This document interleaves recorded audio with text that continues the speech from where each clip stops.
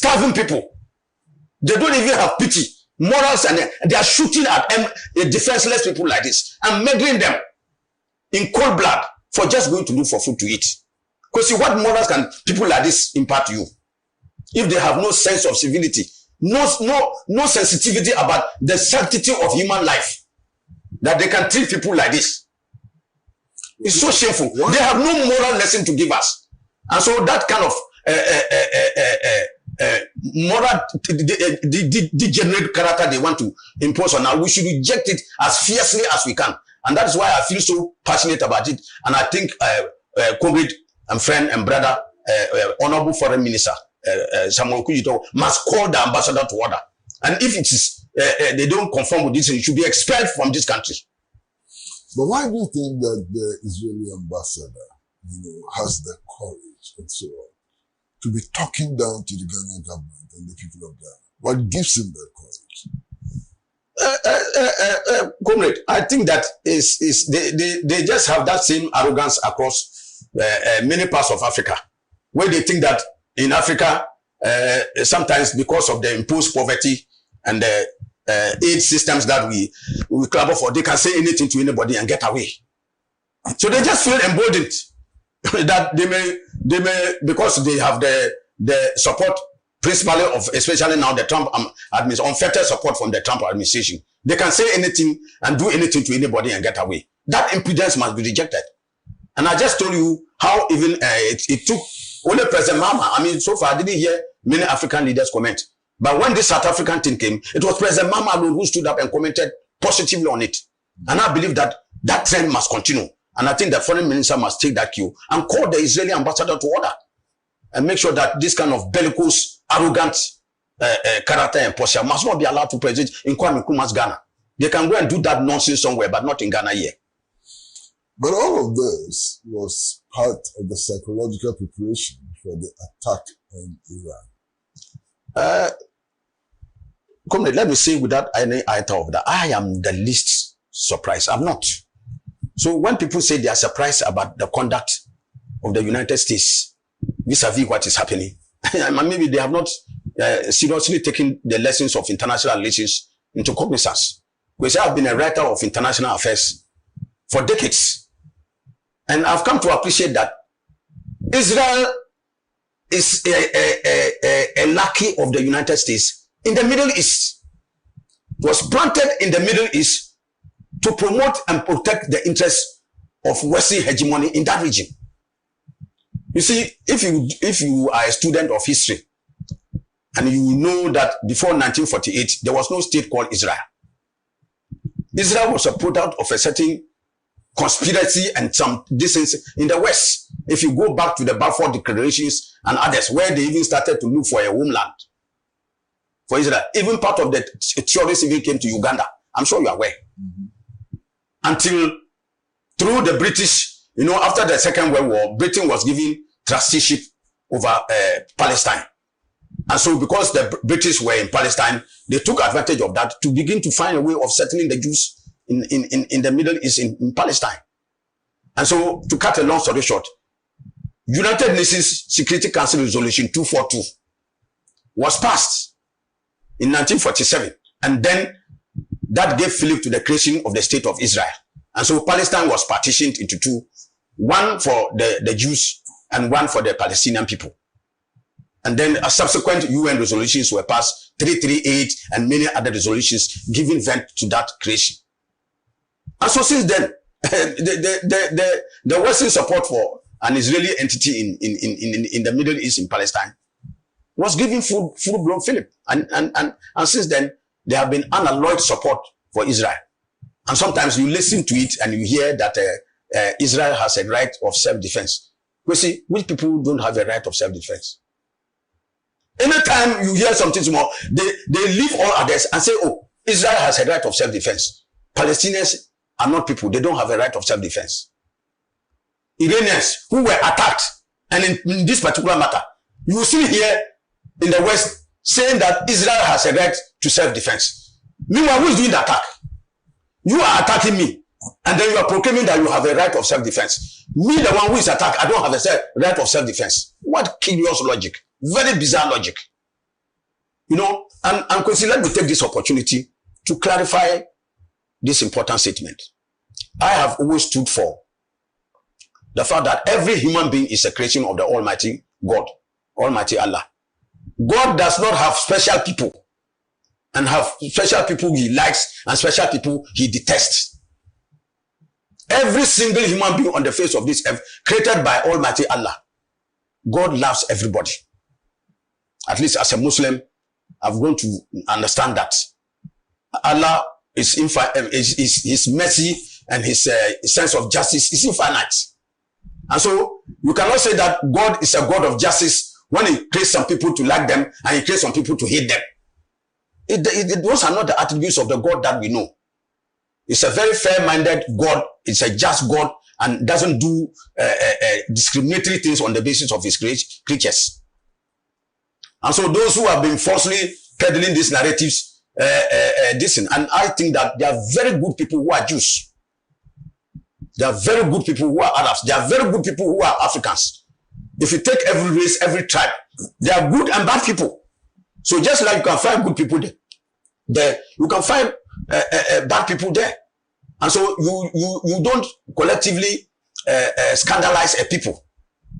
And so I'm the first to admit that what is going on is not about Jews or about races as a people. Because if I have to go into history, I can tell you that once upon a time, there was an Israeli leader called Yitzhak Rabin, who went for, after many years of this in rivalry with the Palestinians, so that look, it was time to put this behind them. And they went for a peace deal under President Clinton, I think so. And then they signed this deal for the two-state solution to the Palestinian problem, which alone was the key to the resolution of the Middle East crisis. So clearly, as soon as that was done, what happened?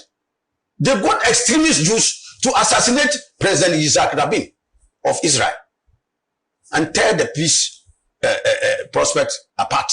And then war resumed. So you can see. So the narrative today, and I want to take that opportunity to disabuse the minds of even some people in Ghana. They think it is a Christian, Muslim thing that is going on there. Completely out of tune. Let me say that Israel is not even a Christian state. In fact, it's a Jewish state. Not only a Jewish state, it's the Judaism religion, which is completely parallel to the Christian faith. It's what pretends more than about 73% of Israelis are Jews. And their religion is Judaism. In fact, the Christians are not even a second minority. There are more Muslims even in Israel than even Christians. And if you ask Christians even in the practice of their day, they face even more difficulties than even Muslims. So those who out of, sorry to use the word, a bit of ignorance, they don't understand that this and think it is Christianity that is in the vogue it's far from it. And they know better between the New and Old Testament and even the portrayal of we the Muslims, we believe in Jesus Christ as a prophet of Allah subhanahu wa ta'ala. And so we revere and we exalt Jesus Christ as a disciple. But they don't. Even in some of the cases, they think that they say even some very negative things I don't want to say on this thing because of the religious sensibilities. But it is not a religious war. It is a Zionist and more of the murderous regime that is perpetrating these policies across the length and breadth of this country. And Kwesi, let me bring this to the fore. I've done a lot of international research, both when I was in the media practice and writing on international affairs, that this false claim, this false narrative of Iran developing atomic weapons, and especially perpetrated by Israeli Prime Minister Netanyahu, is not today. In fact, as long as 33 years ago, 33 years ago, that is around 1991-92, Benjamin Netanyahu had come out with this and that.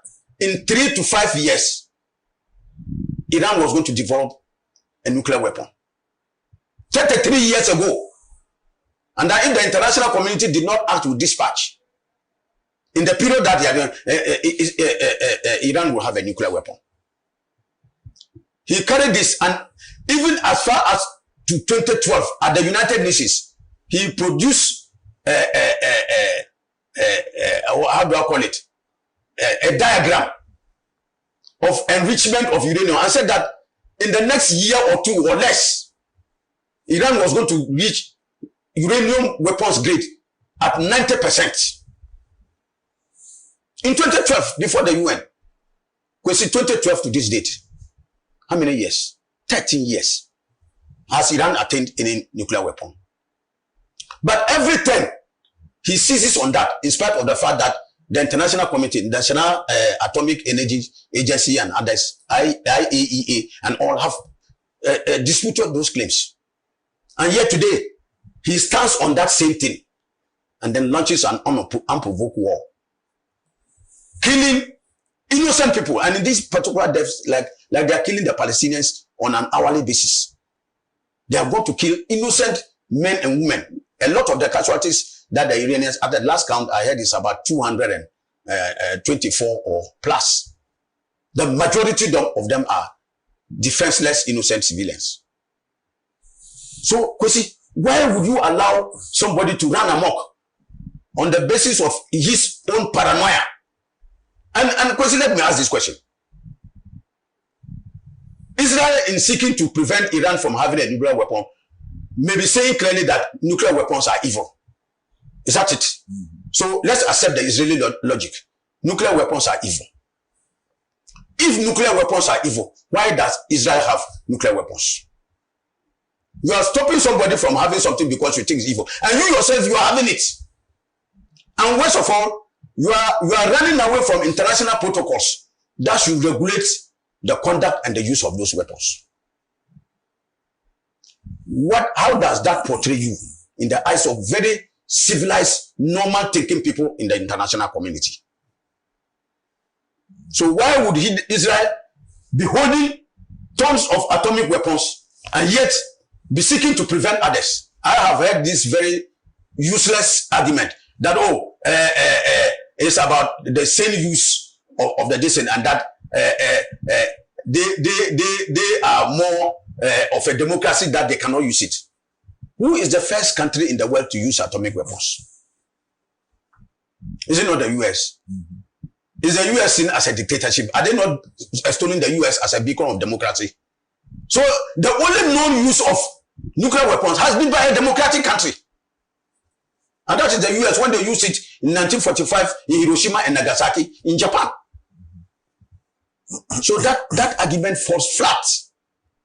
And so I think the international community is hypocritical in saying that some particular countries have a right to develop, own, possess, and even have the right to use nuclear weapons, and others don't have. I think that is hypocritical. And I think that as long as that hypocrisy persists, there cannot be justice in the international community. And that is why I think that we have to have a rethink on this matter. Now we're going to go for a short break. And when we come back, we'll look at what is happening in Iran. It's been on for about 7 days. And President Donald Trump is calling on the Iranian authorities to unconditionally surrender. I would like to find out from what you make of this call from Donald Trump. Short break.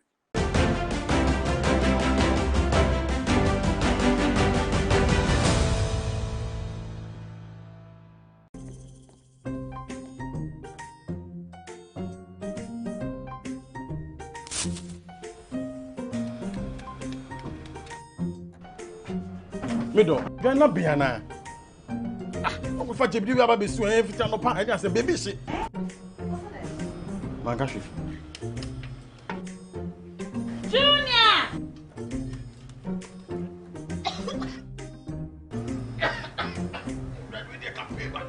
I'm saying so enough for maybe the no. Sister Cospa, it's a winning gas. I'm using the why. My why?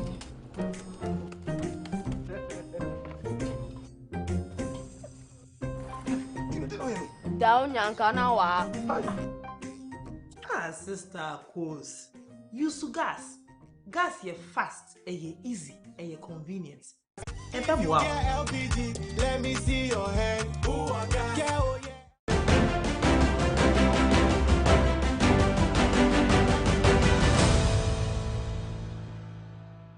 Welcome back to Talk Time, and we are in conversation with Alhaji A.B.A. Fuseni, former member of Parliament, a very distinguished journalist, and a writer on international affairs. Alhaji, President Donald Trump has called on Iran to unconditionally surrender. What does that mean? What is it? Was it surrender what? And to whom? What are they supposed to surrender? To stop defending themselves. They should fold their hands and allow bombs to be rained down on them, and they die without any reaction. Then it's tantamount to just telling the Iranians that everyone should get up and commit suicide. Because to do nothing when you are attacked, and when attacked unprovoked, members of the international community have come to accept the truth that in this particular decision, the aggressor is Israel. Iran was attacked unprovoked. And that has been accepted even at the level of the UN. So who is the aggressor? So if there is a surrendering to do, who should surrender? The one who is on the offensive attacking. And they have accepted the policy of the right of self-defense. Ally. So if somebody is how can somebody be attacking you and be invoking the right of self-defense? And you, the one being attacked, you cannot assert your right to self-defense. It's almost akin to what is nonsensical. It doesn't make an iota of sense. For any call that you, the person being attacked, surrender. Surrender what? What are you surrendering? You should surrender your life to be killed? Because that's what I'm saying, that doesn't make sense to me. They should surrender what? And to whom? So, it's a nonsensical call. So what do you think the U.S. will do? Because the U.S. is already in this fight. I'm sure you heard when they say the mad fish comes to tell you the crocodile has belly ache. You have to believe it comes from under the water. The U.S. has come up. President Macron, after the G7, when President Trump was leaving earlier, Macron said that he was going to see whether he could get a ceasefire. He got angry at Macron. I said, you think it's ceasefire? We are talking about bigger things to deal with Iran. We are talking about ceasefire. And he said the attack so far on Iran is excellent, using American weapons. And that American weapons are super, they cannot be challenged anywhere in the world. This is from President Donald Trump himself. So America is already in the war. What will come out maybe in the next opinion for everybody to see is when they want to deploy their B-52s and others to go and bomb Iran officially, so that people will now see that America is officially in the war. But I can tell you that they are already in the war. Look, the munitions Israel is using, the intelligence Israel is using, the other high-tech things Israel is using. It's not just Israel. There are American technology and American assistance. There are American advisors, as I speak, in Israel, working with the Israeli regime and their forces. In this war, as we speak, there are flotillas of destroyers and aircraft carriers and others going into the Gulf. Apparently to help stop, they say, missiles Iran is firing into Israel. And which I would say has so far shocked many Israelis and many people in the international community. You know, the myth surrounding Israel's iron-clad defense has been shattered by the Iranians. You know, they used to believe that they had an iron dome, David's sling, whose sling, which if you fire any missile cannot penetrate Israeli airspace. Today, the pictures are all there for everybody to see. That it is possible, and indeed, it is an act of reality that if Israel goes to attack other countries which have that technology to also fire missiles into their destiny, they can break through their so-called ironclad invisibility. And it is being done today. And so that shock is bringing to the Israeli people the reality that, look, it is a more sane policy to work for the total peace of the area than to live under the false pretext that, oh, you can visit mayhem on another country and nobody can attack you because you are insulated from any attack because of the invisible defense shield that you have. It's a hoax today. That myth has been shattered. And I think that opens the vistas for the exploration of peace, that the possibility of using dialogue as a way of resolving this problem. The Americans had, and let me salute, under the Biden administration, they had this, stretching back to the days of President Obama, when they reached this understanding with Iran and the JCPOA agreement, where this nuclear thing was agreed, and that Iran could only do this for peaceful purposes. Even though I even think that it was such a new affair. Iran, like any other country, has a right of self-defense and to also procure weapons. If Israel has the right to develop nuclear weapons to defend itself, who says another country also doesn't have that right? Every country has that right. But they submitted to the IEA and allowed inspections to be going on. And according to the IEA, Iran was nowhere near producing an atomic weapon. Nowhere. By the IEA and even American intelligence had gathered that Iran was far, nowhere near. And the example is that they did that to destroy Iraq. You remember they came up with this pretext of Iraq developing weapons of mass destruction. And used that because Israel perceived that Iraq was developing atomic weapons. And so they used that pretext to attack Iraq and destroy Iraq. It's the same thing they're using against Iran today. So that's the false narrative that they parade in the international community to win sympathy for those aggressive attacks they are launching on other nations. And I think that is totally inconceivable and must not be allowed as a civilized method of resolving differences in the international community. Otherwise, one country can just dream up a pretext and the next day they are invading another country. So if we allow that dictum to persist, we will have chaos on the international front. Any country can just hatch up a pretext and launch an aggression against another country. Where will this well be in terms of peace and security, international peace and security? So what is currently going on in the unprovoked attack against Iran must be condemned in no uncertain terms. And the Israeli regime, the Zionist regime is rein in. Because if you see the callous manner in which the human rights of people are abused everywhere, I just look at the number of countries they are attacking. They just go into Syria and bomb anywhere they want. Go into Lebanon and bomb anywhere they want. How can you allow a regime to run so amok as if there's no law?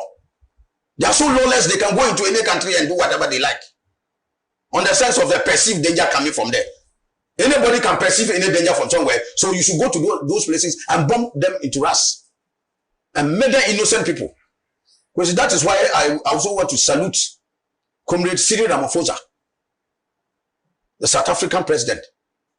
He has done Africa proud by standing out as only one of the bastions supporting the oppressed and disadvantaged people of Palestine by referring Israel to the International Criminal Court for genocide and crimes against humanity, which they are producing every day by their actions. They are producing more evidence of that genocide and crimes against international community.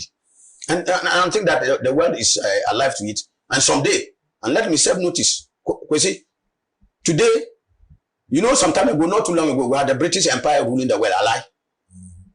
Today, where are the British? One day, American power and hegemony will be gone. And another power will emerge on this earth. That is the dictum of life and power supremacy. If you read Power Supremacy Politics, there is no such permanence. When empires are going to decline, and I've heard you talk about it, they resort to unjust wars. And it is through on those unjust wars that their power, influence, and prestige will crumble. And so that is what is beginning to happen. And I'm saying that one day, this power and this will be gone. And those who are acting with such levels of crass impunity will be held to task. There will be a day of accountability.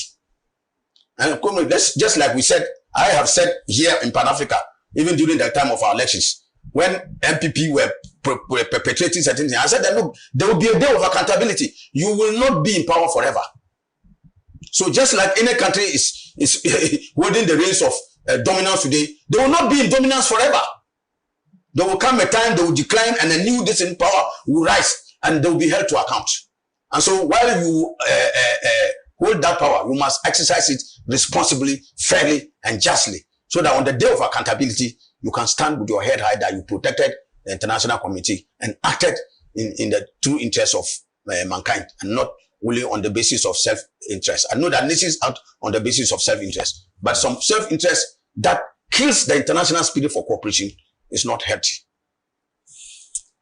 Taking another short break, and when we come back, I'd like to find out from Alhaji ABA Fuseni what he thinks the people of Ghana can do. What can the people of Ghana do in order to avert the escalation of this aggression against the Iranian people? Short break.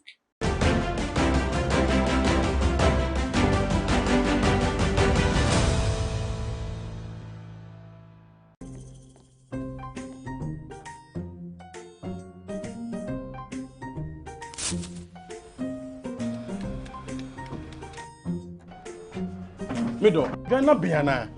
I'm going to be able to do everything. I just say, baby, shit. Mangashi. Junior!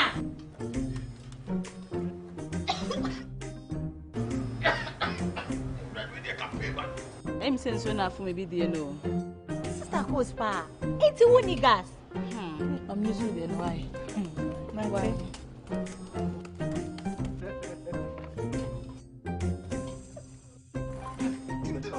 Down Yankana wa. Ah, Sister Cos. Use gas. Gas ye fast, ye easy, ye convenient. Wow. Let me see your hand.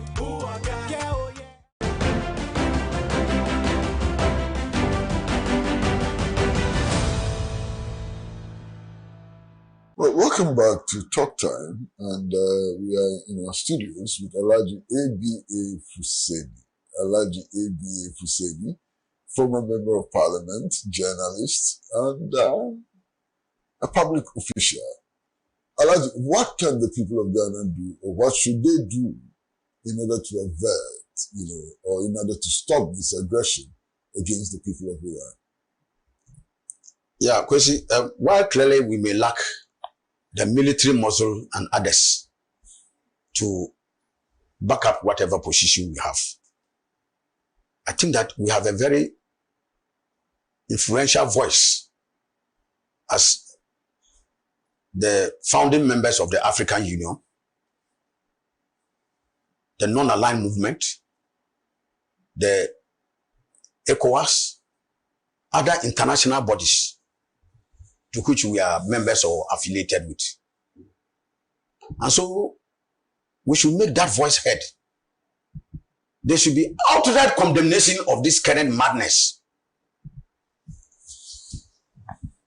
There should be outright condemnation of this situation in which the Israeli regime has been allowed to run amok. And that when they wake up and think that this country is not acting in conformity with their interests and they can just go and start raining bombs on them, like I demonstrated from Syria to Lebanon to the Gaza Strip to even the occupied West Bank territories and all those. We should make our voices heard. And that's why I first premise my contribution this morning on a call by our foreign minister to rein in the Israeli ambassador, who has the effrontery to lecture us in our own country about our own interests. Because that is one of the steps. Some have suggested that we should boycott Israel. Because that's what I'm saying, that it is part of the collective actions we should be taking in concert with our brothers and sisters on the African continent, as well as in the non-aligned developing world. I think that it should be a consensus we should be coming to, that those are forms of the pressures that can be exerted to stop that regime of murderous actions that they are undertaking all over in many parts of the world. It is totally unacceptable in this day and age to allow somebody on the basis of his own perceptions to just run amok and be killing innocent people all over the place. Even under this international arrangement, which frowns on the use of force, capricious, arbitrary use of force to settle disputes. Even under the current arrangement, which the United States superintends over, does not even allow this kind of behavior. So, I think that it is in our interest to use all the fodder to which we are, and at our level, there should be also international solidarity marches and others to condemn what is happening on. Because, whether we like it or not, some of these actions will have their implications on the lives of our people. As we speak now, for instance, we are thinking of evacuating our people. I think in both Iran and Israel. Do we have the means to do that? Militarily, financially, logistically? Do we? So that imposes a burden on this government. And the West, because I pray that this thing should maybe end as quickly as possible. But if it doesn't, because the implications on our economy and others, God forbid, it can only be imagined. Because take note that Iran holds the key to a very strategic area where between 20 to 25% of global oil passes. That is the Straits of Hormuz. That narrow neck of water is an important international hub where oil, gas, and other lifelines to many economies pass. And so if the hostility set on and Iran decides to close that Strait of Hormuz, my brother, you can imagine the price of oil may hit even more than it ever did in the Middle East crisis. It goes over $100 and plus. We see, it's going to wreak substantial havoc on our economies. I already know, for instance, President Mahama, in his visionary and forward-looking nature, has already tasked the ministers of finance and energy, Honorable Atufosin and Jinapo, to monitor the situation closely. And even the government has had to shield this Esala levy, that one CD levy that it was supposed to do. This is the act of very sensitive government. Unlike others, when economic hardships are kicking in and you are crying that they should hold on, they will even add new taxes. Like the MPP slapped in the face of the difficulties Ghanaians were complete. They continue to even slap e-levy. When Ghanaians said that it was too much data. But when these issues are even coming up, a very sensitive government like President Mama says, look, we hold it on. We can't implement it in the face of this. Let's monitor and see. That is a very sensitive, pragmatic, people-centered government. And so, Kwesi, I shudder to think that we will reach this scenario where if the war continues and Iran in invoking its right of self-defense may take up such matters. And Kwesi, I've been saying something. People are oblivious of history. And maybe those who don't know, the Iranians, there are many people who confuse the Iranians to be Arabs. The Iranians are not Arabs. They are Persians. And the Persians have a slogan that a Persian may be killed, but a Persian never surrenders. So that's why when I heard this word about surrender, I said that maybe they don't know who they are talking to. Especially when they are on the defensive. Somebody who is defending himself against an aggressor is told to surrender. Not the aggressor is told to surrender. But the one who is defending himself against the aggressor is told to surrender. That doesn't make sense to me. And knowing who they are, they will invoke their inherent right of self-defense. And if sane minds don't hold the aggressors to task, they don't take them to task and rein them in and continue to support them with arms and other intelligence and other logistics to wreak the havoc they are wreaking, the world will be in flames for a very long time to come. And I shudder to think that. So sane minds must prevail. I have heard the aftermath of the G7 summit, trying to call for some sense of proportion, some sense of ensuring that resort to bellicose military action must be reined in. I hope that they work in concert with other allied partners and keep the situation under check. Otherwise, the world will replete. And I want to ask questions. President Trump himself, in the course of the campaign, Kwesi, you can remember, he said if he was president, what happened in Ukraine would never have happened. A lie?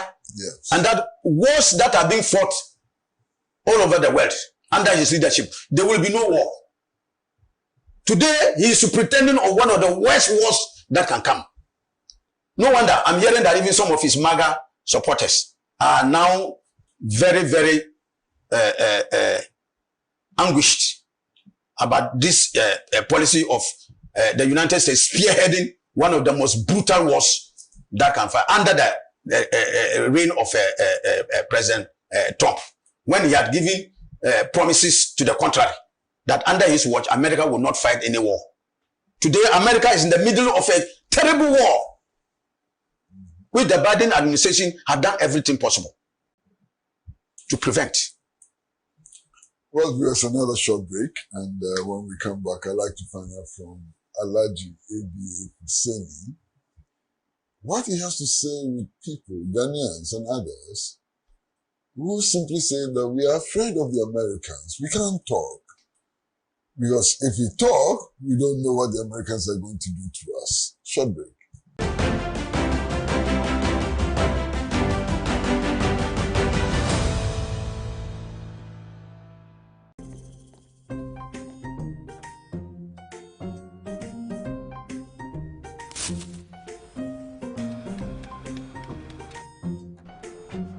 Mido, you're not Biana. I'm going to be able to do everything. I just say, baby, shit. Mangashi. Junior!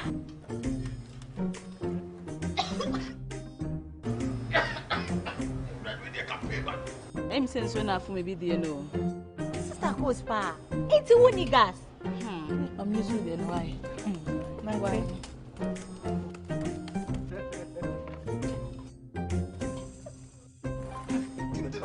Down yankana wa. Ah, sister Kos. Use gas. Gas ye fast, ye easy, ye convenient. And wow. LPG, let me see your hand. Ooh, I got yeah.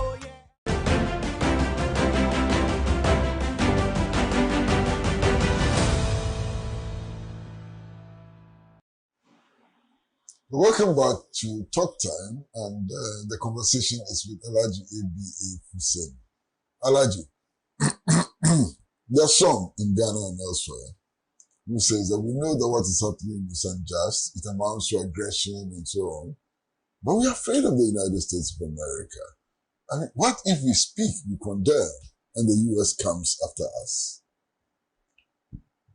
Because if you fear to speak out, when unjust atrocities are meted at your neighbors, just wait. When they finish with your neighbors, they will come to you. So if it is that latent fear of being taken on, let them finish with those that they consider well, they will come at you. So it is always important to stand up for what is right, just, and proper. Even if they come after you, you are on the right track of history. You will be vindicated. Than to acquiesce. Because see, to say nothing in the face of blatant injustice is to be part of the perpetrators of that injustice. Silence will be acquiescence. So silence is not an option in this matter, you see. It is not. And all members of the international community, that's what they said. This popular decision that Hitler came for the communists. Nobody sympathized. They came for the socialists. Nobody sympathized. They came for the Catholics. They came for who and who in the end. they came for themselves who were so-called practitioners of democracy. So that is the dictum.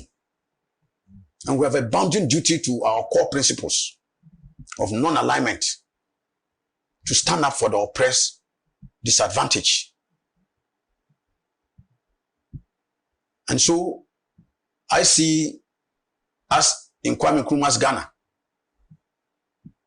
as having a bounden duty not only to speak out, but to show solidarity in other forms that will vindicate our position of non-alignment.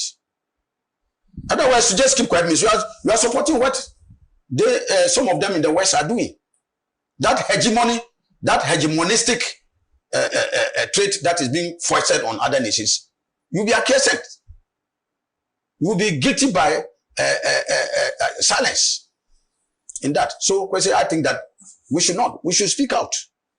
What is if it's done by anybody. What is your view on what is happening in Lebanon? Lebanon, Yemen, Syria, and Iraq. That's why I just indicated in the course of my presentation that you have allowed Israel to run amok. They can go and bomb and kill innocent people in like say Gaza, apart from Gaza and the West Bank and Gaza Strip. They go into Lebanon, bomb and kill people in the center of Beirut, the Lebanese capital. They go to Damascus, drop bombs in the center of the Syrian capital. They go to Yemen, Sana'a, Ubeda, all some other cities, and drop bombs to kill innocent people. And is that the normal international acceptable behavior? The international community in the aftermath of the Second World War and in that new world order led by the United States itself put together an acceptable way of behavior at the international community. And that is why the UN was put up with protocols and resolutions and others crafted and acceptable behavior put forward in the face of disputes. So if the chief himself goes for a weird haircut, what would the young men do? The United States, which is the lead, about almost the only major superpower, itself violates the principles of acceptable international behavior. Then what are they throwing out to the rest of the international community? When they should be leading this civilized method of the resolution of conflicts. They are going to be only the lead and even ferreting and putting in more weapons. We are just hearing that they have to use some 30,000 ton bomb to go and bomb Tehran and other places with 30,000 ton bombs. What madness is that? How will that resolve the problem? And I've been saying this, look, nobody can take away anybody's rights when you yourself are complicit in the production of the same thing that you are trying to. If Israel had no nuclear weapons, and they were saying that Iran should not have nuclear weapons, it would make more sense, not so. If America did not have nuclear weapons, and they are saying that they don't want Iran to have nuclear weapons, it would have made more sense. That you alone, you want to have nuclear weapons so that you can kill the rest of us. It makes more sense. But you are already holding those deadly weapons in tons. And you are telling somebody else that he has no rights. Because how can your anus be stuck thick with cotton wool and you are jumping over bonfire? Your mouth is full of water. You want to blow to the candle fire. You are deceiving yourself. You are putting on the fire. So these members of the international community who are signaling right and turning left are not offering the best examples for peaceful coexistence and for compliance with international legality and the norms of civilized behavior on the international community. They are not. And that is why I'm saying that Ghana has a bounden duty to speak out. And I'm already happy in some of these things. Like I said, President Mama and others have spoken out. And where people need to act, who are given authority, they should act. And not only protect the sovereignty of Ghana, but Ghana's long-standing position as the voice for the oppressed, disadvantaged on the international community will continue to reign. And actually, the use of the US's veto power in the Security Council has become a stumbling block to the search for peace. What can we do? No, because there have been calls for the reform of the United Nations. You know, this veto power arose from the exigencies of the aftermath of the Second World War, when the US and the Soviet Union then emerged from the ashes of the war after the defeat of Nazi Germany. And so, in crafting the UN, they identified them and France as well as China and Britain to be the 5 permanent members, clothed with the veto. But of course, over the years, we have seen how the veto has been used, especially at the UN Security Council. There has, I can almost recall to the distance that there has been no situation where the United States has voted against Israel when matters have to come. The worst they have done on 1 or 2 occasions is to abstain. I think just even about 1 or 2 occasions. But the rest, they have almost always used their veto to come to the aid of Israel to prevent the international community from taking collective action to stop some of their unjust and unprovoked aggressive acts they mete out to neighbors and other far distant countries. I just remember President Erdogan of Turkey has made a very pronounced statement that the biggest threat to peace in the Middle East is the Netanyahu government.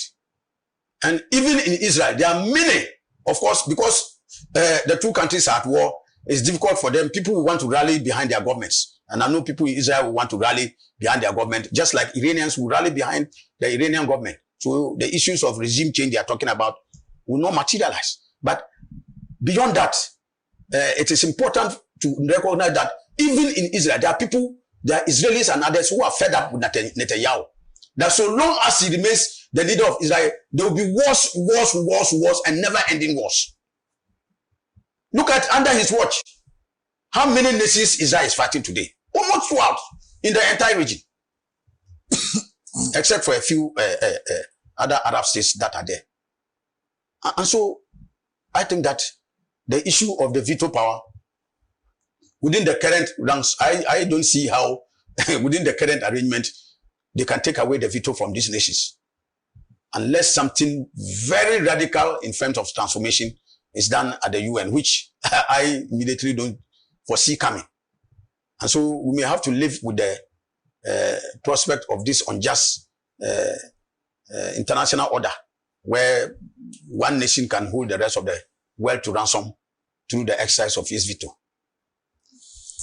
Alhaji, thank you very much for coming. Thank you so very much. Thank you very much, Percy, for the opportunity. Well, we also been talking to Alhaji A.B.A. Husseini on the developing situation in West Asia, Middle East, specifically the Israeli aggression against Iran and its consequences for the region and the world. This program was directed by Adam Lumo, and George Viner was the producer. We'd like to say goodbye to you from all of us at Pan-African Television, but until we meet again, please keep your dial on Pan-African Television. Bye-bye.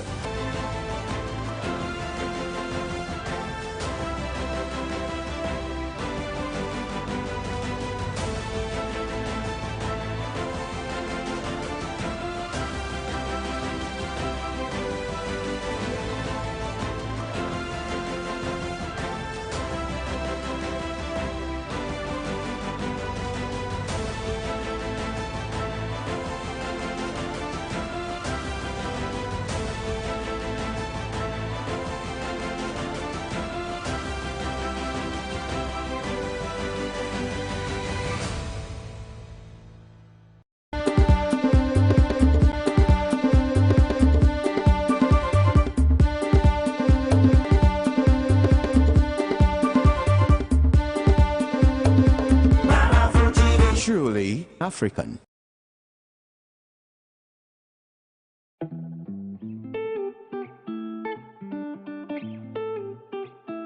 Dubna, a small town 120 kilometers from Moscow, with a population of a little under 75,000. It's no more than a tiny dot on the map, but it's actually the very center of Russian nuclear physics, and home to a major international scientific facility, the Joint Institute for Nuclear Research. Еще в советское время здесь